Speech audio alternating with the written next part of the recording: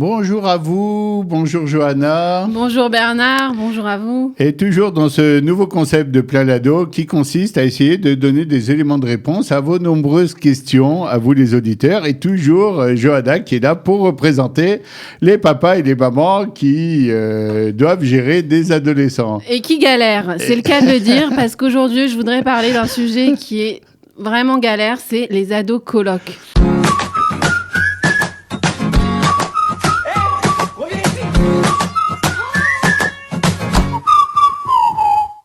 Je ne sais pas si vous connaissez ce phénomène, Bernard, l'ado coloc. Je connais pas le nom. Je connais peut-être le phénomène, mais pas le principe. Alors, explique-moi. Écoute, le principe, c'est que ton ado, il est là, il rentre à n'importe quelle heure. Ok, jeudi soir, ok, on a besoin de décompresser, mais bon, quand même, il arrive à 2h du mat. Ensuite, tout le Shabbat enfermé dans sa chambre. C'est à peine s'il te fait une tova, s'il te rend service de passer à la table avec toi. Et puis, maman, j'ai besoin de 50 shekels. Papa, donne-moi 100 shekels. Il n'y a rien à bouffer, les claquements de porte. Au final, on est devenu une bande. Je ne savais pas qui était l'ado coloc et qui il était, parce que moi, j'appelle ça l'ado station de service. Il y a des fois dans ta parentalité où tu as l'impression de devenir une station-service. C'est-à-dire, on arrête, on va acheter 2 paquets de biscuits, un coca. C'est un peu plus complet que la station-service parce qu'on prend de l'essence, mais on prend aussi un peu d'argent en chemin. On dort. En fait, il y a le lit, la salle à manger et le porte-monnaie à peu près, en résumé. C'est pour ça que tu es déprimant. mon père. Ouais, c'est pour ça que tu es mon père ou ma mère, parce que j'ai besoin d'argent, j'ai besoin de manger, et faites pas de bruit quand je dors, parce que j'ai besoin de dormir le plus possible. D'ailleurs, ne m'attendez pas pour les repas obligatoirement, parce que je ne suis pas là. Par contre, j'ai une veillée ce soir, je me barre, donc laissez la porte ouverte. C'est bien le phénomène ? Tout à fait, ouais. C'est assez frustrant parce qu'on a l'impression que finalement, il manque un peu un contact humain, quoi. Finalement, j'ai l'impression presque de plus connaître mon ado, quelque part. Alors, quelque part, moi, je te trouve quelque part aussi bien poli, parce qu'en vrai, le vrai sentiment qui touche tous ses parents, et moi qui viens de me voir aussi en privé, etc., en me disant... je passe des soirées des fois à pleurer parce que j'ai perdu mon enfant. Je le reconnais plus. J'avais un petit gosse qui lâchait. J'ai perdu mon enfant. Je trouve ça quand même dur. C'est super dur, mais c'est une impression qui revient chez les parents de jeter l'univers de mon enfant. Et puis j'ai l'impression d'être une station-service, comme je disais tout à l'heure, ou un coloc, du jour au lendemain, et ça s'est passé vite. J'ai l'impression de plus être en ivrite, on dit magniva quelque part. Avant, quand maman disait quelque chose, c'était waouh, maman elle l'a dit. Et aujourd'hui, on a perdu toute cette magie là de maman a dit. C'est maman a dit ouais, quel naze, n'importe quoi, complètement à côté de la plaque. Et en plus, parce que ce comportement-là de station-service ne vient pas juste, à la limite, on pourrait s'adapter. Bon, je vais donner des services, donner de l'affection ou de l'amour, tant pis. Mais ça vient aussi des fois avec un peu de... Il y a un côté un peu hautain. Il y a un côté de mépris. Ouais. C'est pas vraiment du mépris, parce qu'on me méprise, c'est parce que, je suis en train de grandir, j'ai des copains, moi, je suis magnifique, moi, je suis sympa, et puis toi, tu commences à être un boulet, un peu un poids. Alors, donne de l'argent, ouais. Donne à manger, t'as fait, non, j'aime pas trop, c'est dégueulasse, je vais aller m'acheter un burger avec mes copains. Et puis tu dis, mais comment je suis devenu d'un soleil pour mes enfants, une sorte de l'univers, une espèce de restaurateur foireux qui arrive pas à trop agir. Et puis t'as beau acheter et cuisiner, il y a toujours rien à manger, c'est vraiment... Alors parle-moi un tout petit peu, c'est moi qui t'interviewe sur ça, qui m'intéresse. Comment on se sent en tant que parent quand les jours on est dans le down par rapport à ça et qu'on se dit, mais qu'est-ce que je fous là ? On a envie de se sauver des fois. Il y a un sentiment de vide. Ouais. Un grand sentiment de vide. Et puis moi, j'ai aussi un peu de culpabilité et je le retrouve aussi chez les parents parce qu'il y a des fois aussi des parents qui sont eux-mêmes très pris. Et donc, il y a un peu un système où les parents rentrent tard, ils sont pris par leur quotidien, qui fait qu'eux-mêmes, ils sont pas tellement zminim. Je sais pas comment on dit ça en français, ils sont pas vraiment dispo de corps et d'esprit pour donc, leurs enfants. Quelque part, en fait, c'est presque un miroir. L'ado qui fait ça, lui-même aussi, il dit, bon, ok, vous êtes dans votre quotidien, moi aussi, j'ai mon quotidien, mais là, ça touche il y a un peu un effet miroir. Les Américains ont essayé de contrer un peu ce truc en se disant, bon, on se réserve des plages de quality time. Ouais.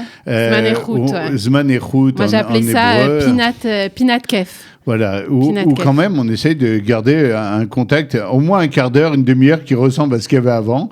On arrive à jouer ensemble, à rigoler ensemble, etc. Mais c'est vrai qu'avec les ados grandissants, ça devient de plus en plus dur. Tu as l'impression que tu les as traînés à un truc, mais on dirait que c'est un gardien de prison qui les a traînés vers leur atelier du matin, etc. Bon, déjà, c'est réconfortant de savoir que c'est chez tout le monde, déjà. Parce qu'il y a beaucoup de parents qui posent cette question et tu as l'air de dire que c'est un phénomène qui est connu. Alors d'abord, c'est un phénomène qui est connu et qui touche tout le monde. Ensuite, il y a un phénomène qui est différent aussi pour les garçons et les filles. Chez les garçons, ça va être je grandis, j'ai plus de muscles, etc. Ça va être même un peu korani, ça veut dire ça va être même physique. Il y a des parents qui, mais des fois, j'ai l'impression que si je lui dis non, il y a une menace presque physique. Les claquements de porte. Des claquements de porte, des trucs, c'est pas de la violence directe, mais c'est de la maltraitance un peu indirecte. C'était mon enfant, quoi, mon petit chouchou que... Et puis, des fois, un grand point d'interrogation, parce que oui, des fois, il va avoir une crise ou un truc, et puis il est capable de venir vous faire un câlin au milieu de la journée, le truc en disant maman, ou de pleurer parce que sa petite copine a laissé tomber. Et là, tu retrouves un peu ton garçon, tu dis, sauf si après, il te demande du fric. Il était où, et après, bien sûr, il enchaîne. Alors, on va essayer de donner quand même quelques réponses éducatives un peu à ces phénomènes. Alors d'abord, il faut savoir un truc, rassurez-vous, auditeurs, auditrices, moi je forme des gens depuis très longtemps et tout, je peux vous garantir un truc, et pour parler aux ados qui sont dans des grosses périodes de crise, vos enfants vous aiment. Mais vous aiment constamment. Même quand vous allez avoir l'impression qu'ils veulent plus vous parler, qu'ils vous prennent de haut, qu'ils vous prennent pour des demeurés, c'est faux.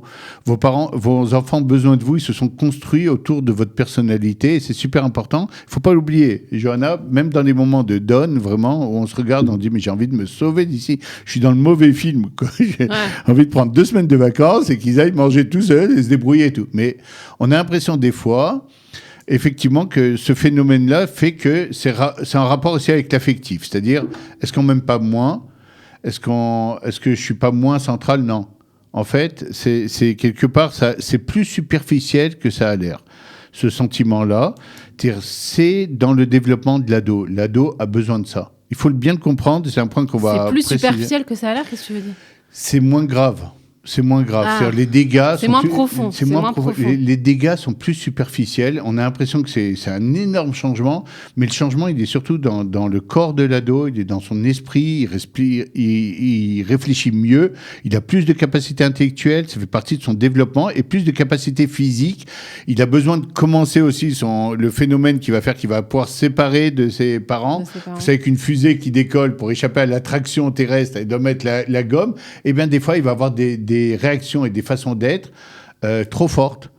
C'est la poussée, c'est pour réussir à commencer son processus de séparation. Donc tu dis, il ne faut pas s'alarmer, il faut considérer ça comme quelque chose de... Non, il ne faut pas s'alarmer, mais un peu comme on avait dit la semaine dernière sur l'histoire des portables, par contre, il faut gérer. Par contre, il y a des lignes rouges, par contre, il y a des trucs qu'on ne peut pas permettre, et on va lâcher du lest des fois, mais par contre, on va défendre l'essentiel. Et l'essentiel, il ne faut pas le lâcher. C'est quoi l'essentiel ? Alors, on va en parler. Des fois, tu sais, tu essayes de donner de l'affection, etc. Et même là, tu es rejeté. Tu as raison, alors c'est pas l'essentiel. Alors l'essentiel, il faut savoir que l'amour, la base de l'amour, c'est du respect, d'abord. Par exemple, sur les histoires de respect, soyez prêts à faire même des guerres atomiques, mais ne lâchez pas de l'Est. Par exemple, votre enfant vous a mal parlé, il vous insulte une fois, il va se dire « Ah, mais t'es débile, t'es con, toi aussi ». Non, là, ligne rouge. Pourquoi ? Parce que si je lâche sur ça, j'ai lâché sur de l'essentiel. Là, oui, ça peut commencer à devenir dangereux, on n'est plus dans le superficiel. Et il faut lui montrer, non, sur ça, je lâche pas. Tu fais quoi, toi, concrètement ? Sur ça, je me bats. Ça veut dire quoi, se battre, concrètement ? Alors moi, j'ai fait des guerres... j'ai fait des guerres atomiques, moi, mais j'étais prêt. Encore une fois, en chinour, on a l'impression, parce qu'il y a beaucoup de livres aujourd'hui modernes qui disent des trucs, c'est très bien, hein, la communication positive, la façon de tourner et tout, mais des fois, le gosse arrive, et un peu comme un agresseur, vous pouvez être un type qui est contre la guerre et pour la paix et la discussion, si un mec vient de poignarder dans la rue, et ben, il vient de poignarder. Tu peux pas lui dire, écoute, il y a un moment je t'aime. Il y a un moment donné, il faut savoir dire non, il y a même un moment donné, il faut savoir se battre, pas obligatoirement physiquement, mais parce qu'il y a une agression. Parce que des fois, un enfant peut même lever... Ça, c'est super violent quand c'est un enfant peut même lever la main sur vous. Ouais. Donc, il va falloir gérer. Le vrai principe sur ça, c'est 2-3 lignes rouges, 2-3 trucs qui sont importants parce qui permettent de reconstruire une relation. Vous savez que ça va passer, l'enfant va grandir, il va se marier demain. Vous voulez reconstruire et qu'elle ressemble à celle qu'il y avait avant, et ça arrive dans presque tous les cas de figure. Il faut ne pas avoir lâché du lest sur au moins 3 points importants qui sont très souvent, qui vont être justement cette relation de respect malgré tout, une confiance malgré tout. N'allez pas faire des choses ou dire des choses qui entament la confiance profondément. Qui entame la confiance qu'on a en lui, c'est ça? Non, la confiance qu'il a en vous. Il faut savoir que c'est dans les deux sens. Un exemple, tu peux nous donner un exemple? Alors, par exemple, ne pas... Et c'est important dès le plus jeune âge. Quand l'enfant a 10 ans, par exemple, si vous lui avez promis un truc, vous le faites. Vous le faites. N'entamez pas votre crédibilité parce qu'il vous le ressortira. Quand il voudra vous attaquer à 13 ans... mais c'est vachement dur, Bernard, ça. Franchement. Oui. Non, des fois la réalité, elle fait que, bon, ok, tu lui as dit que tu allais au cinéma et puis t'es tombé malade. C'est vrai. Alors, des fois, mieux vaut ne pas promettre. Si on n'est pas sûr de pouvoir tenir, par exemple. C'est pas à peine de balancer des trucs. On va aller en vacances en Alaska. Mais bon, les enfants, ils peuvent aussi comprendre qu'il y a des aléas de la vie. Ils peuvent aussi comprendre, mais c'est plus dur. Il faut savoir que l'enfant, il est plein d'itla à vous, il est plein d'amour. Et quand tu lui dis ça, il va pas dormir des fois pendant 2 nuits, tout excité. La chute, elle fait mal, et la chute, elle entame ta crédibilité. Crédibilité, respect, etc. C'est des trucs qu'il faut faire attention. Et c'est les lignes, pour nous comme pour l'enfant. Et si c'est sa crédibilité à lui, alors lui faire comprendre. Non, tu ne te comportes pas comme ça parce que moi, je veux avoir confiance en toi. Tournez-le positivement. Moi, j'ai envie de m'appuyer sur toi. Moi, tu es important.